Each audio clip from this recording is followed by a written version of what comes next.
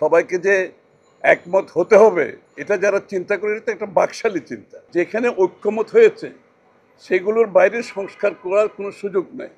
এর বাইরে যেটা করতে যাবে সেটা আপনাকে ডেমোক্রেটিক প্রসেসের মাধ্যমে আসতে হবে, নির্বাচনী প্রক্রিয়ার মাধ্যমে আসতে হবে, জনগণের ম্যান্ডেট নিয়ে আসতে হবে। সবাইকে যে একমত হতে হবে এটা যারা চিন্তা করে এটা একটা বাকশালী চিন্তা, যেটা শেখ হাসিনার পিতা করেছিলেন।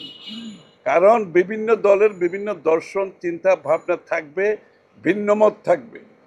বিষয়টা হচ্ছে যেখানে ঐক্যমত হয়েছে সেগুলোর বাইরে সংস্কার করার কোনো সুযোগ নাই। এর বাইরে যেটা করতে যাবে সেটা আপনাকে ডেমোক্রেটিক প্রসেসের মাধ্যমে আসতে হবে, নির্বাচনী প্রক্রিয়ার মাধ্যমে আসতে হবে, জনগণের ম্যান্ডেট নিয়ে আসতে হবে।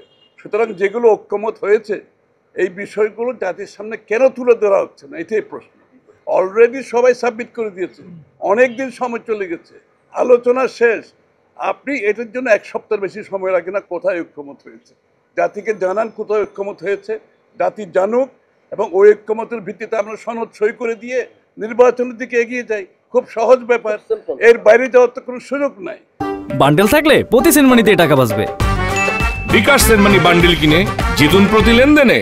সুতরাং আজকে যে প্রেক্ষাপট, এই প্রেক্ষাপটে নির্বাচনী রোড ম্যাপ না দেওয়ার কারণে জনগণের মধ্যে যে সংশয় সৃষ্টি হচ্ছে, জনগণের মধ্যে যে প্রশ্নের উদ্রেক হচ্ছে, এটা গণতন্ত্রের, আগামী দিনের গণতন্ত্রের জন্য, নির্বাচনের প্রক্রিয়ার জন্য ভালো কিছু বয়ে আনবে না।